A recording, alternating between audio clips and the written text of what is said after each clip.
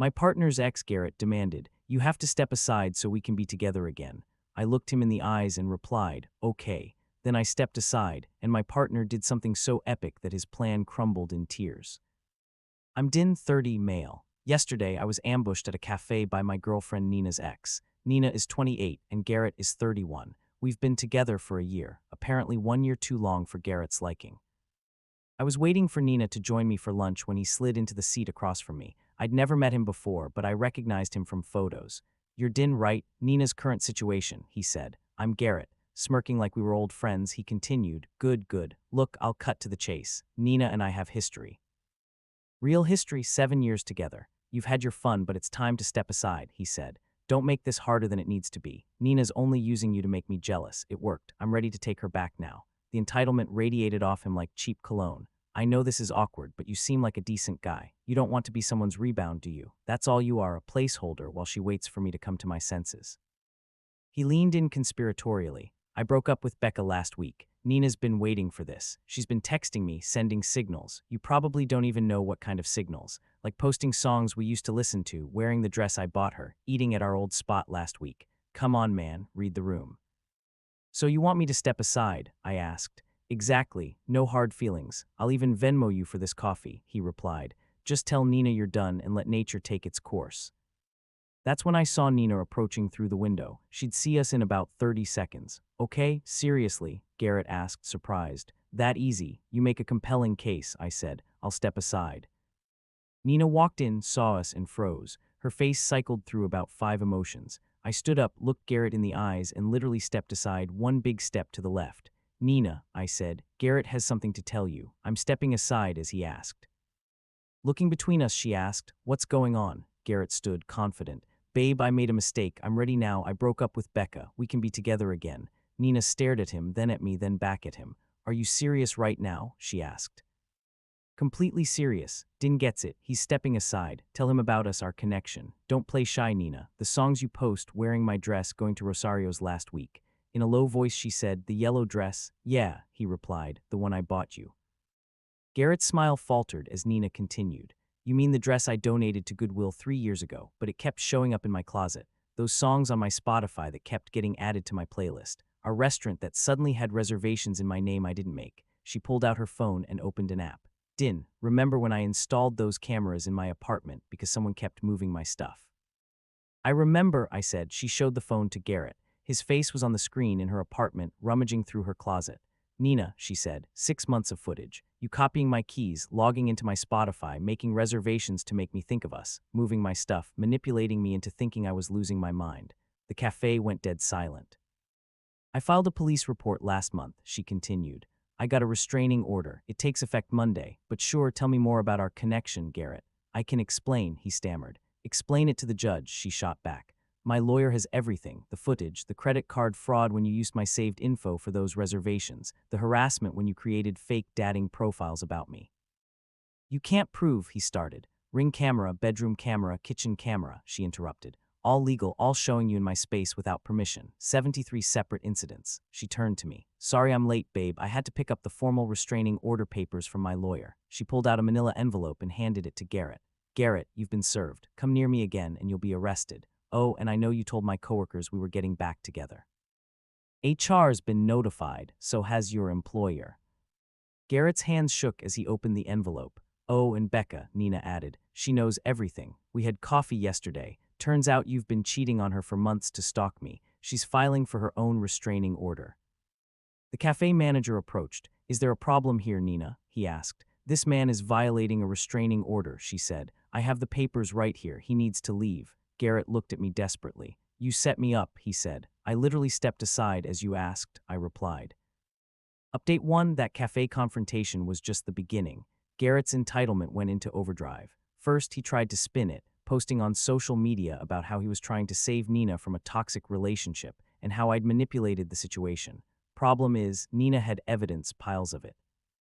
She posted a response with timestamped security footage. Garrett in her apartment at 3 a.m., Garrett rifling through her underwear drawer, Garrett installing something on her laptop, Garrett taking photos of her mail. The comments were brutal. Garrett doubled down. He started messaging Nina's friends, claiming she was having a mental health crisis and he was just looking out for her.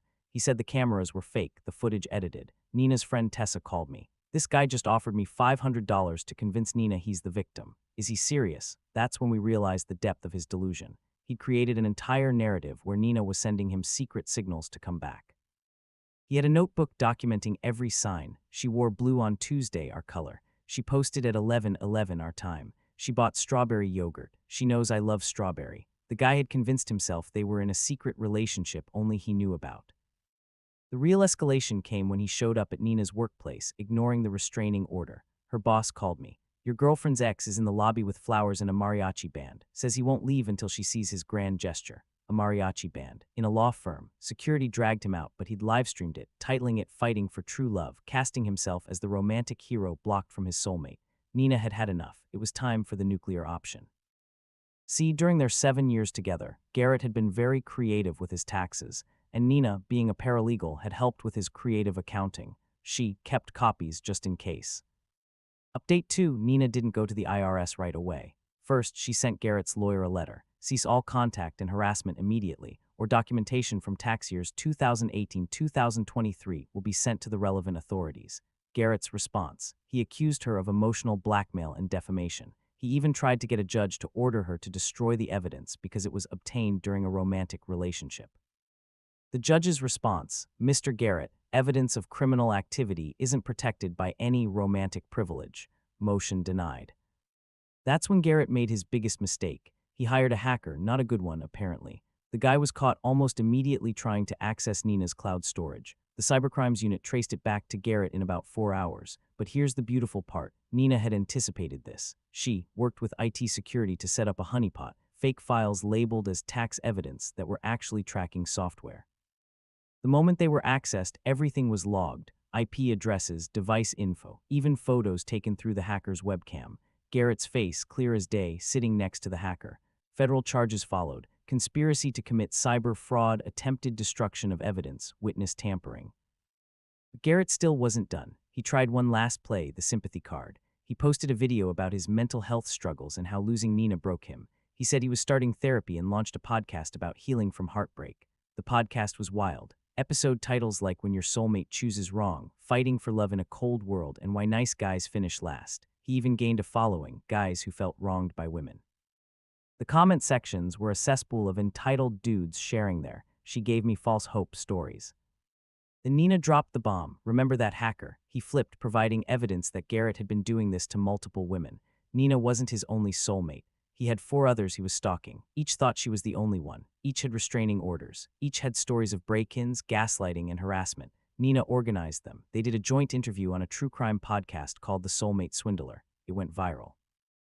Update 3, Garrett's world imploded. He lost his job when his employers Googled him. He lost his apartment when his landlord learned about the federal charges. Even his family distanced themselves after hearing the full story. But hitting rock bottom wasn't enough. He decided if he was going down, he'd take Nina with him. He created a website, The Truth About Nina, posting edited videos, fabricated texts, and claiming she was the real stalker who'd seduced and destroyed him. One problem, he used photos of Nina without permission, including some taken through her windows. Copyright infringement, invasion of privacy, more restraining order violations, more charges. But the real justice came from an unexpected source, Becca, his ex, whom he'd left to pursue Nina. Turns out Becca was an IRS auditor. She couldn't investigate him officially, but she could flag his case for review. And boy, did they review it. 7 years of tax fraud, claiming personal expenses as business deductions, fake charitable donations, unreported income from his side hustle selling online courses on how to win back your ex. No joke, the total. $86,000 in back taxes, penalties, and interest. His soulmate swindler reputation meant no one would hire him. The IRS was garnishing any wages he might earn. Federal charges were pending. Multiple restraining orders meant he couldn't go most places in town. Last week was the final court date for the cybercrime charges. Nina asked me to be there for support. Garrett looked rough, ill-fitting suit, unwashed hair, representing himself because no lawyer would take his case pro bono. His defense, I was in love. The prosecutor's response, 70 slides of evidence, security footage, digital trails, and testimony from 5 women. Guilty on all counts, 18 months in federal prison, 3 years of probation, and a lifetime ban on contacting any of the victims.